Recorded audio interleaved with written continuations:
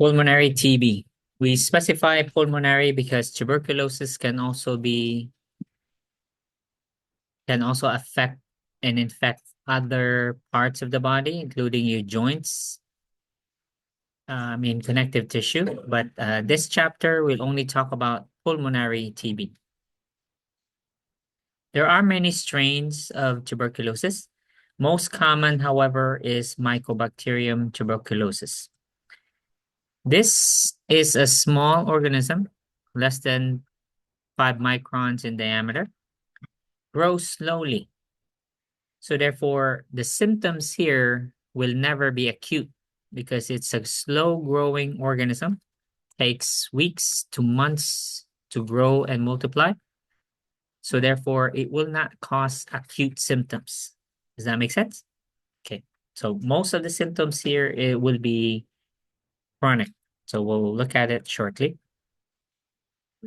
This is no longer a third world disease because of the closeness of the planet now through worldwide travel.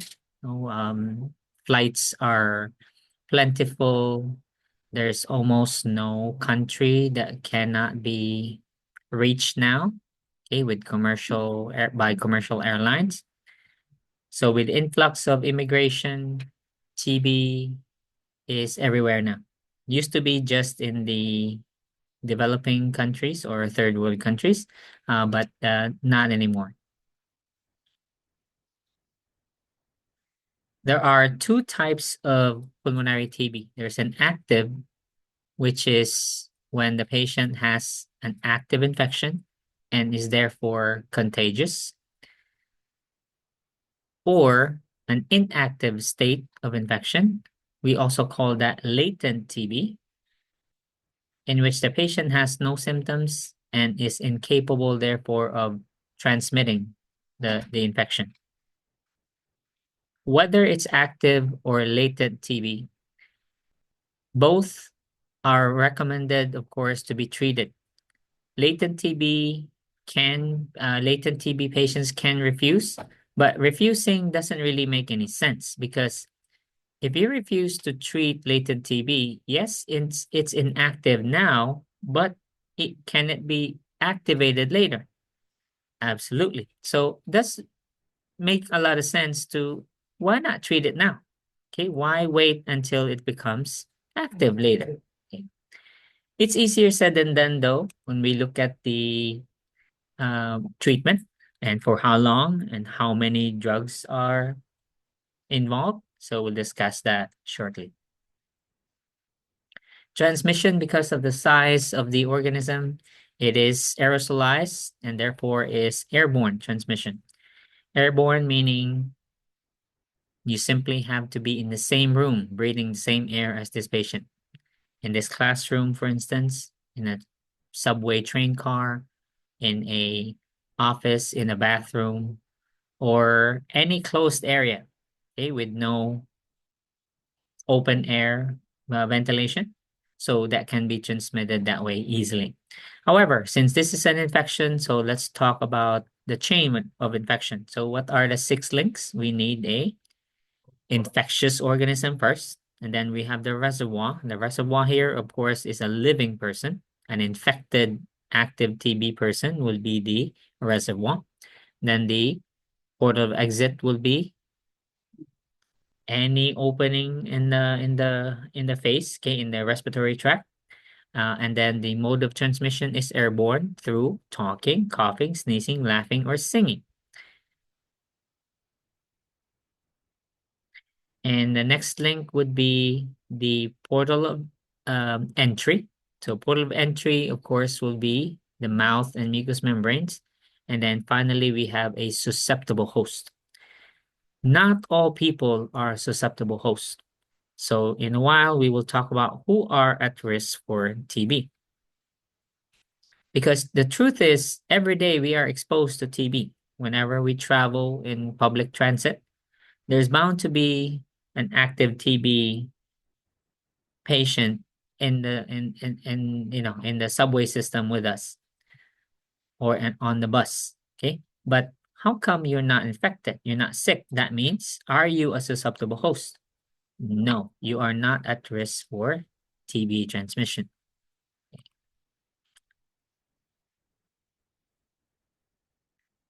So let's look at risk factors. So who are at risk?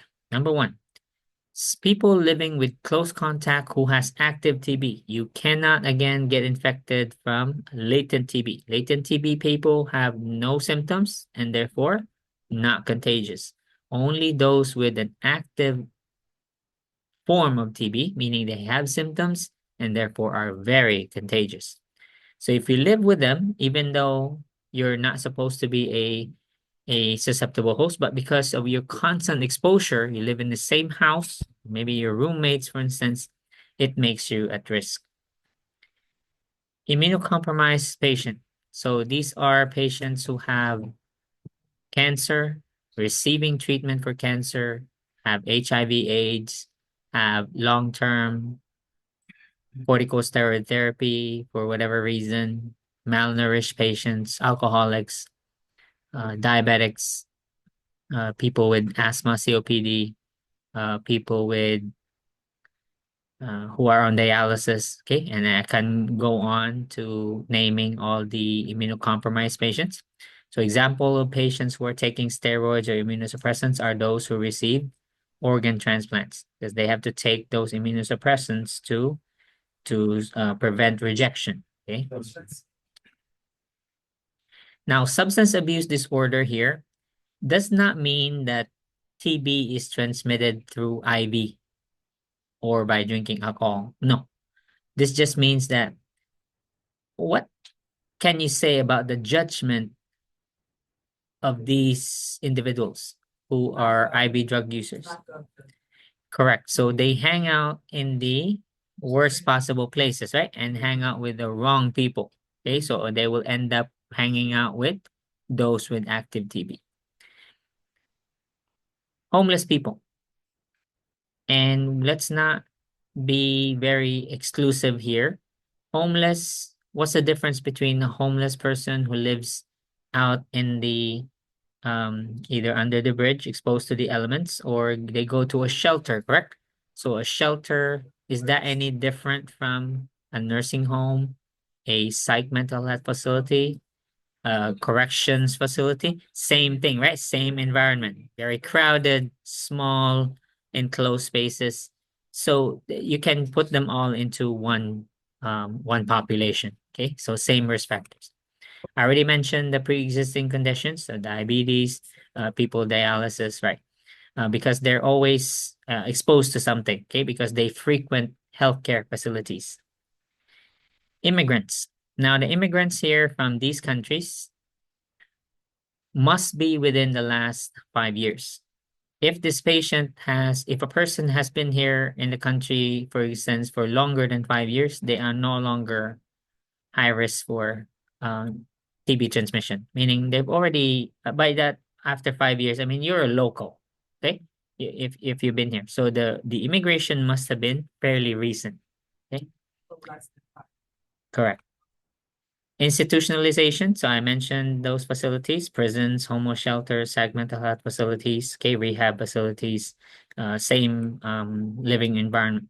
Low income people usually live in, right, very tight, yeah, tight spaces, right? Like in the projects, for instance, okay? And then a healthcare worker. So this is where we belong. So you either live or work in any of these facilities we mentioned here, you are at risk as well, right? Even if you don't live there, because you're exposed to the patients, okay? So we know what it is, we know the risk factors. So therefore, let's go now to prevention. Okay, so prevention, vaccination. In the third world, the countries mentioned here, Southeast Asia, Africa, Latin America, Caribbean, all newborns are vaccinated against it during the first month of life. So before the baby turns 1 month old, they have been given the BCG vaccine already. BCG vaccine is available here, but US policy doesn't really make sense with as far as giving it to our newborns here because the cases are so low, meaning it's not really that widespread that requires newborns here to be vaccinated. So they didn't use it, they didn't adopt that as a policy. But if you need to, let's say you are going to travel or going to be working with these individuals who are high risk for to be infected with TB, meaning you have high risk of exposure, you can get the vaccine. It's available. Same BCG vaccine we get in these countries.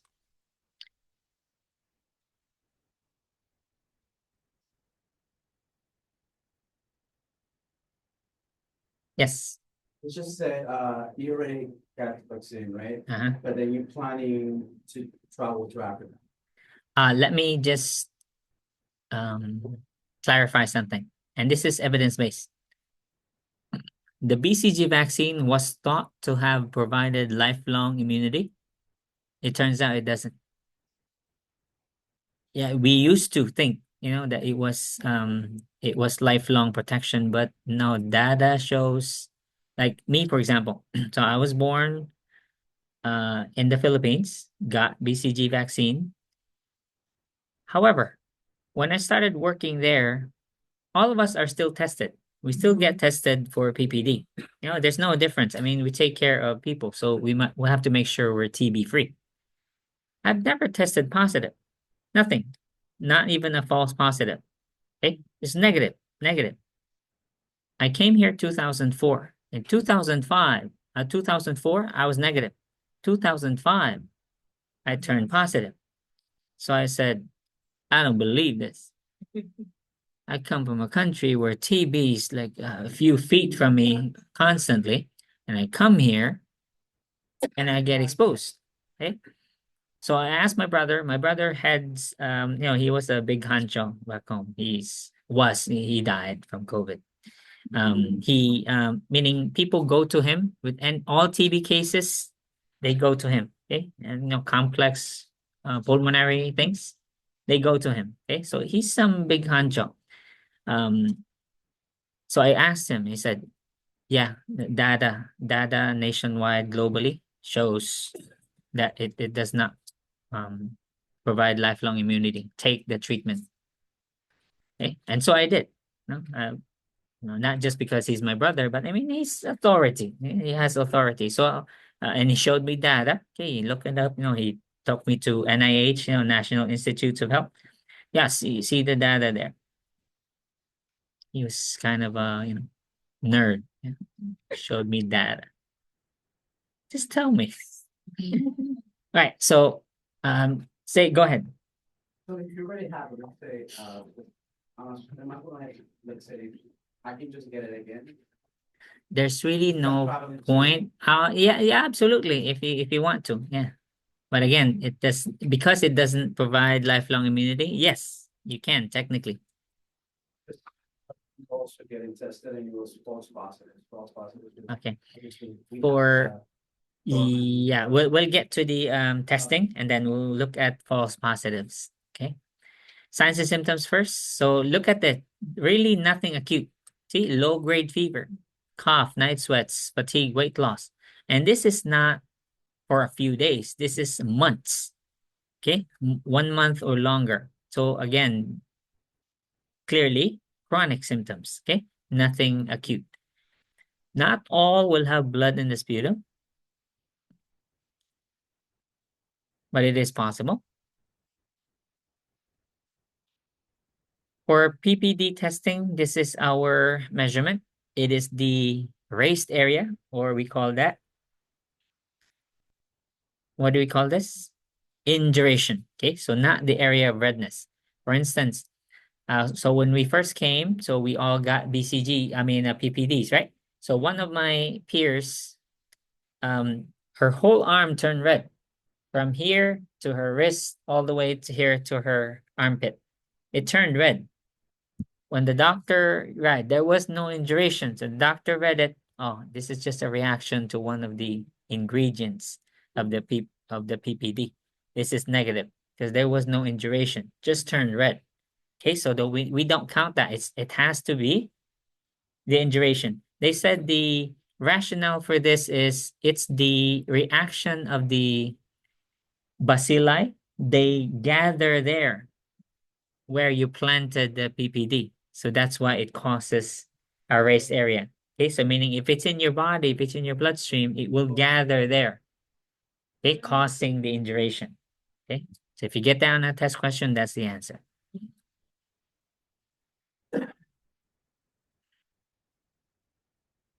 Testing. So most common tests and the cheapest, of course, is the tuberculin skin test. We know that as the PPD, yeah? Okay. However, the further testing has to be made. If it's negative, then no problem. However, if the PPD test is positive, then it should be followed with a chest x-ray. Now, some people will require other testing depending on their history. So let's examine that. So here's clinical manifestations again. Again, nothing acute. Okay, they are all chronic in nature. Chest X-ray will show lesion, spots in the lungs, for instance, showing. Although the X-ray cannot show you whether it's active or latent TB, because it could be an old lesion, meaning you recovered, but the lesion is still there. No, it's a scar basically. So first test is, or most common test is tuberculin. So we have 1-step or 2-step in the nursing homes. In long-term care, we have 2-step PPD, meaning they do it twice. It's read within 2 to 3 days after implantation. And again, induration will be the positive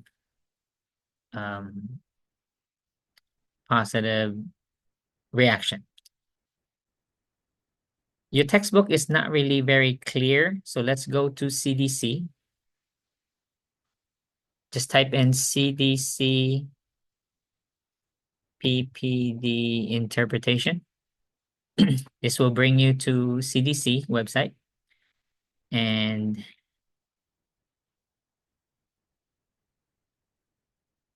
the results should be right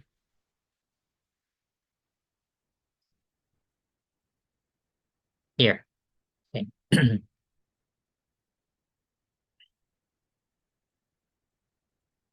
They used to have a table, but it's not a table anymore. It's now a paragraph. Okay, so there are 3 groups of positive here. Induration of 5 or more is positive in these patients. Right? Meaning mostly immunocompromised, right? Okay, so if the patient has any of these features, any of these profiles, and they have an induration of 5 or more, it's positive. A 10 or more is positive in these people. Okay, this is a good select all that apply question. And then 15 or more, if a patient has none of the 5s, none of the 10s. You understand? Okay, meaning not an immigrant, doesn't work in healthcare, no immunosuppression, no chronic disease, not very young, not too old. You know what I'm saying? Meaning that the rest of the population have no risk factors, they have to be 15 in order to be positive, at least 15 or more. Where would you guys fall? Are you a 5, a 10, or a 15? Chevany says 10. Anybody have another answer?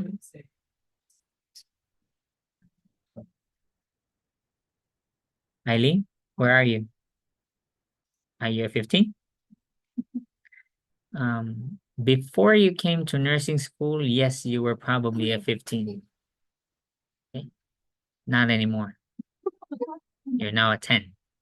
Because you've gone to clinical, yeah? Yeah, no more. So 15, we would say like these are like virgins, okay? None of us are virgins. We are 10 now. Okay? We've been raped at the hospital or a nursing home. You know what I mean? I don't mean that. I mean, we've been, been exposed already. Right? We've already been exposed. So be careful on the test question, okay? So on the scenario, because this is how it's gonna be. You're working in a clinic, outpatient or in a hospital, and then you're reading the PPD. Okay, and so I'll give you the patient's age. Who is this who is this patient? Okay, where do they come from? What do they do? Where do they live?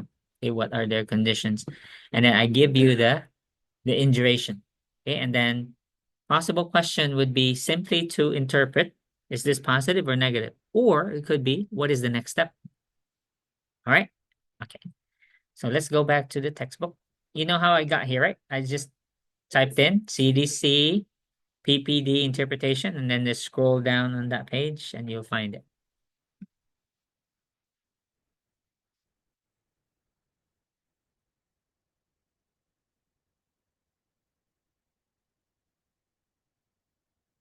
That way there's no ambiguity. Okay, we went straight to the horse's mouth. Okay, so we looked at CDC. They're the authority.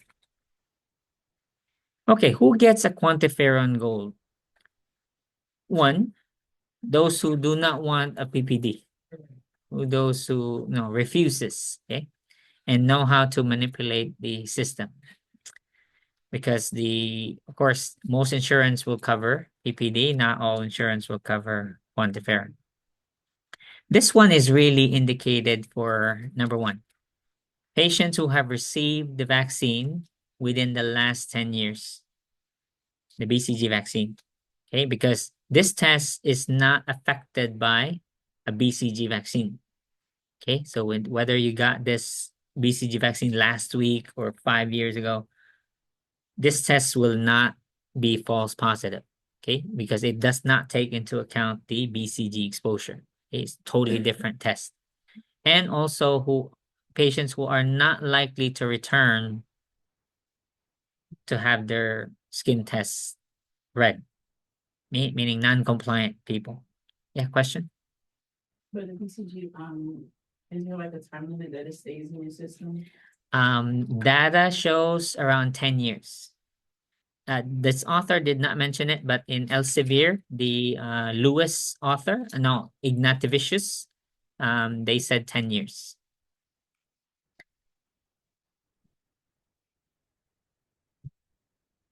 Yes. The patient who got the vaccine, but not within 10 years, but still has positive. Right. Okay, again, data shows that it does not provide lifelong immunity. So that's why I asked earlier, if you get a positive test, what's the next step? X-ray and to see if you have symptoms or not. Okay. But it's a false positive because me, Uh-huh. I got the vaccination when I was younger. Okay. Like how long ago? Like younger. Number of years. It has to be specific. Way more than 10 years. Okay. Now, if you were to do a PPD on like, under the skin, I would be positive. Chest X-ray negative. How many times did you turn positive? Every time I do it. Same. Every single time I do that, it comes under the skin. And your Chest X-ray negative, but when I do the quantiferon, negative.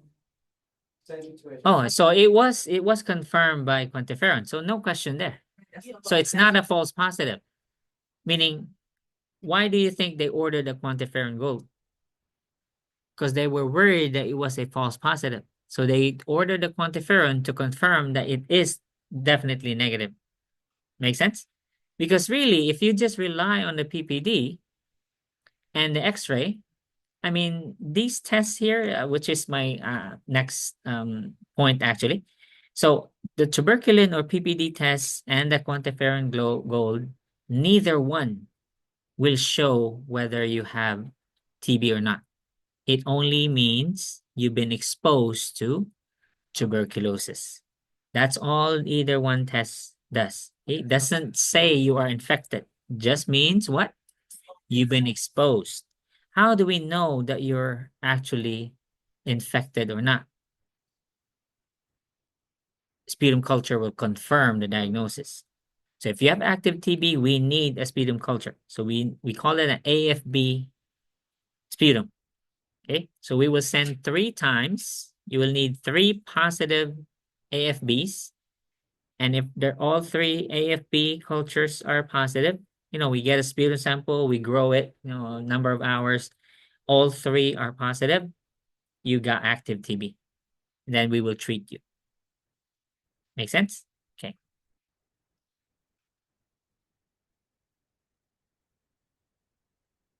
Let's go to treatment now. Now, there are many types of TB, like I said, many strains. Once we identify your TB, then the doctor will decide on the treatment. They usually consult an infectious disease physician, specialist.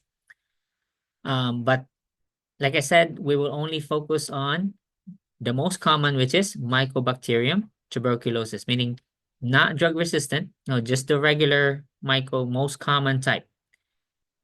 So we will only cover regimen 1.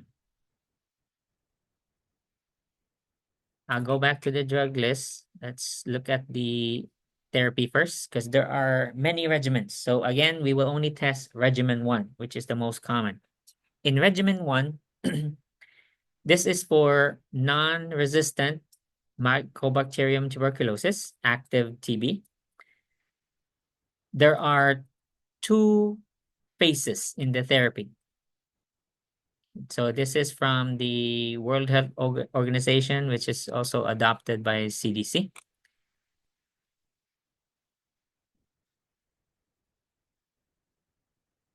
All right.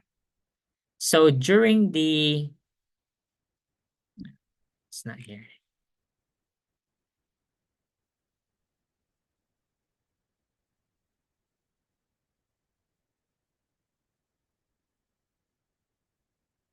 Okay.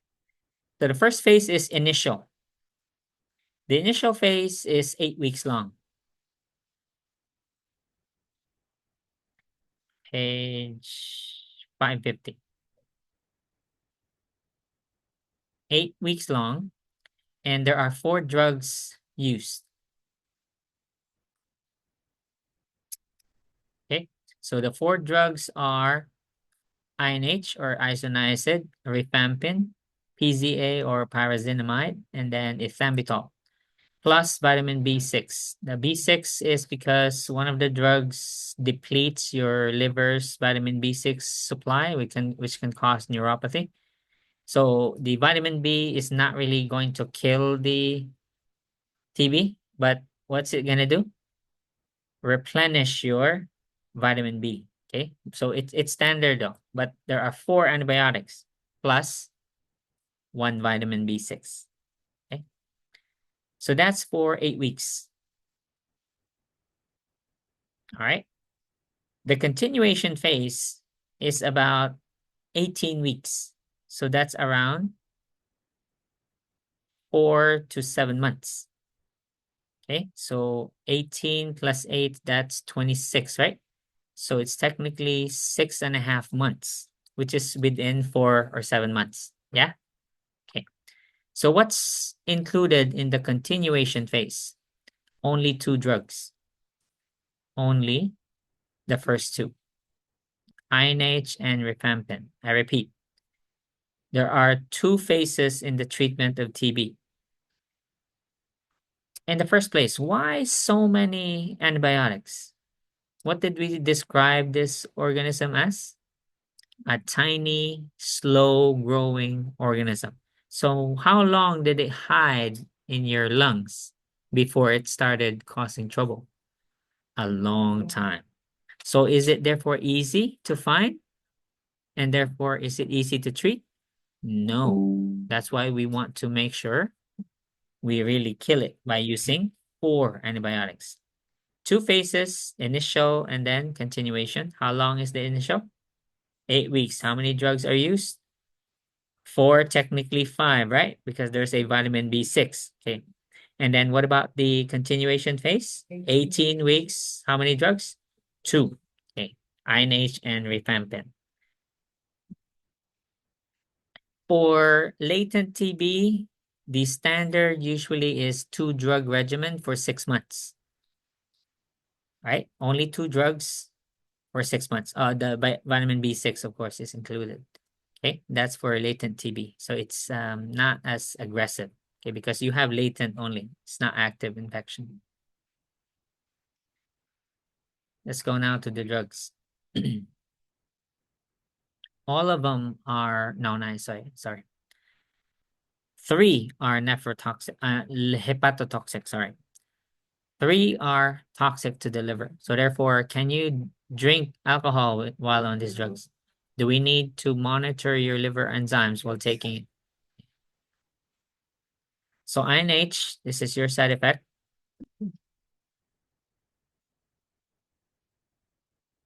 INH will deplete your vitamin B6. So that's why we take pyridoxine. So that's vitamin B6. Rifampin, also hepatotoxic. See here, hepatitis, increased liver enzymes. And this one changes your body and urine color.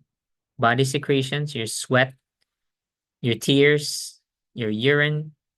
It will also include your reproductive secretions. They will turn orange. Okay, and this color, of course, will stain your underwear. Right? So don't wear your best underwear while on this. Maybe, you use the Fruit of the Looms or what. Yeah, whichever ones, the ones that no longer stay in your hips, those that you have to pull up constantly. Those, yeah, you can stay in those. All right. Yeah, but they don't advise, your Angel, Victoria's Secret line, okay? Your very expensive ones. No, they'll be ruined. They'll have orange patches all over them. It won't look attractive anymore. This is normal, okay? Now, don't mistake this for hepatotoxicity, because now if you have liver failure, it will now turn your urine dark like Coca-Cola dark, okay, like tea color dark. Coca-Cola and tea about the same color, yeah? Okay, so that's different from orange, right? Tea is not orange, is it? Coke is not, or Pepsi is not orange, yeah? That's dark. Okay, so that's different story. And of course, jaundice. Okay? Yeah, if you're yellow, no, it's not orange. Okay? You're yellow. So that's liver toxicity already. These drugs are just different generics, but they're the same as rifampin. PZA, also hepatotoxic. But this one though can cause gout. It increases your uric acid. So what do? Increase fluid intake, okay, to decrease the likelihood of gout. Increase fluid intake, but still toxic to the liver, so no alcohol. The fourth one does not cause liver toxicity. However, it can cause optic neuritis, leading to blindness. However, since you're taking 3 that are hepatotoxic, it's not like you can take this separately and then drink alcohol with it, right? So same thing, you still abstain from alcohol. So what happens when the patient does drink alcohol? Because who are these patients again that have active TB? Exactly, right? So are these, IV drug users, right? So alcoholics. So therefore, is this a challenge? Yes. So most likely they will drink alcohol while on this. They'll be sorry though, because this drug, especially the ethambutol, even if let's say they don't care about their liver. I don't care about my liver. I don't drink. This one will make them sorry, because this drug, when mixed with alcohol, is not written here, but if you look at the drug book, this will cause deathly serious nausea vomiting. Okay, like severe nausea vomiting that you'll wish you never do it again. Okay, so same effect as, have you heard of Tylenol and metronidazole? Metronidazole, the GI antibiotic, Flagyl. Okay, so metronidazole and Tylenol, same effect. Like Oh, when you take the. really severe, yeah, really massive nausea vomiting that you'll go to the hospital. I can't take this anymore. Okay, so bad combinations. The same thing here. Ethambutol and alcohol produces the same effect. So this is the challenge, because again, it may be okay for you and me. Okay, we can give you a script. Let's say Nell Burge, if I'm her provider, I would just simply, okay, here's your script. Okay, come to me once a month. Okay, we'll check your liver enzymes, and then we'll see, how you're doing, and then we'll see how your therapy is going. Okay, these people, active TB, are they all like Nell Burge?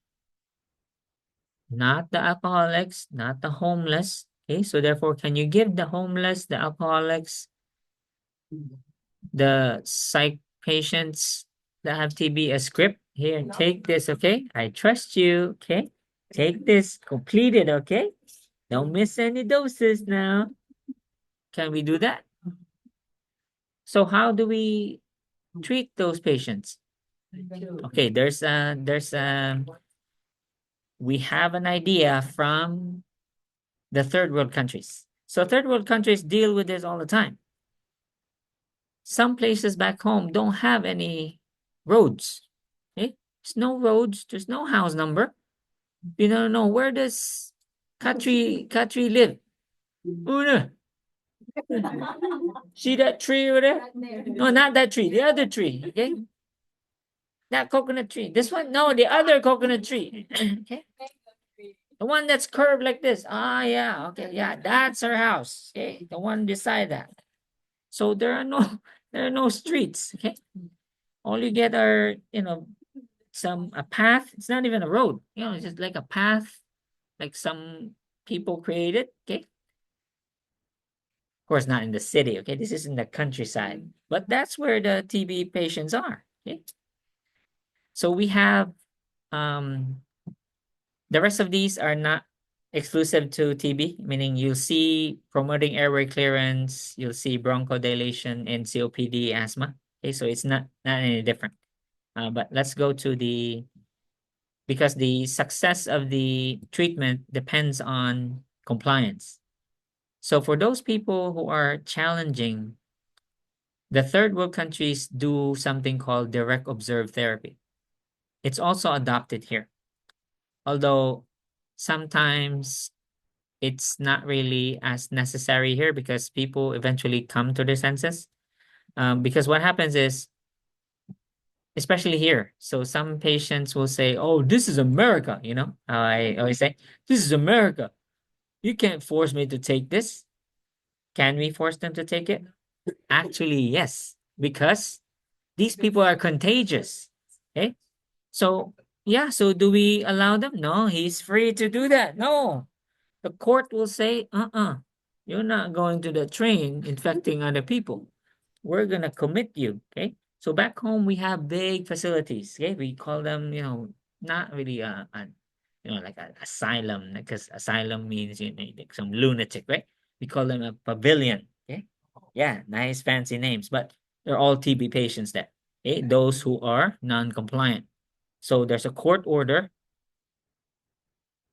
wherein they're kept there until they finish treatment, and then they're released once their AFB smears are negative. Okay. I haven't heard of anything here, any such facilities here, but yes, we do. Our social workers are very good with handling these already. Even if the patient has some psych mental health disorder, hey, we can still treat them successfully through DOT, meaning we can't give them the prescription because we can't trust them to take it. So they come to the practitioner, take it. So if it's a homeless person, we provide them with, Metro cards, meal allowance even, for your trouble coming here, oh, you haven't eaten yet? Yeah, here's a meal voucher or something. Right? So people go and complete the treatment. If they disappear, of course, we send someone from the health department, okay, to track them, okay, make sure they finish the treatment. 'Cause otherwise, remember, we're making multi-drug resistant strains now, and then it's harder to treat, right? Let's go now to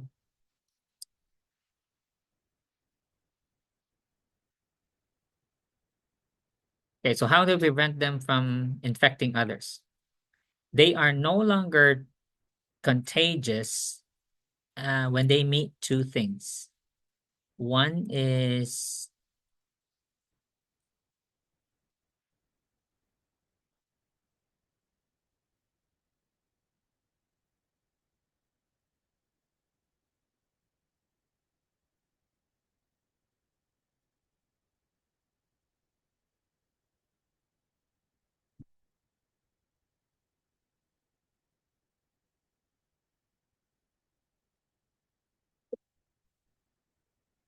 right here, page 550. Two conditions actually. People are considered non-infectious after 2 to 3 weeks of continuous medication therapy. The number of total doses taken, not simply the duration of treatment, determines completion of the therapy. All right. So do we have to isolate them for the whole 6.5 months or 12 months? No. How long are they isolated? 2 to 3 weeks. We don't have to keep them in the hospital either. They can go home. What about the family? Easy. They've been around that patient, they've been all over that patient before we even knew they had TB. So what we'll do is test the family members. So we'll invite family members, come here, we'll test you too, and we'll do the same. If you're positive, then we'll do the same. Okay. But no need to isolate really. In the hospital, of course, we can't have them infecting other patients, so they have to be in a negative pressure isolation room. But once we confirm the diagnosis, we'll just keep them for another day or two and then send them home.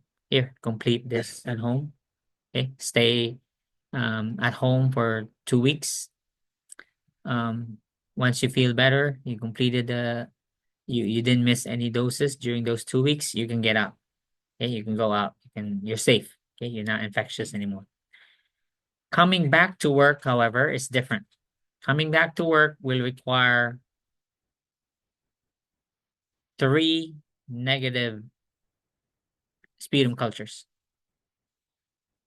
All right, then you can go back to work. All right, that's it.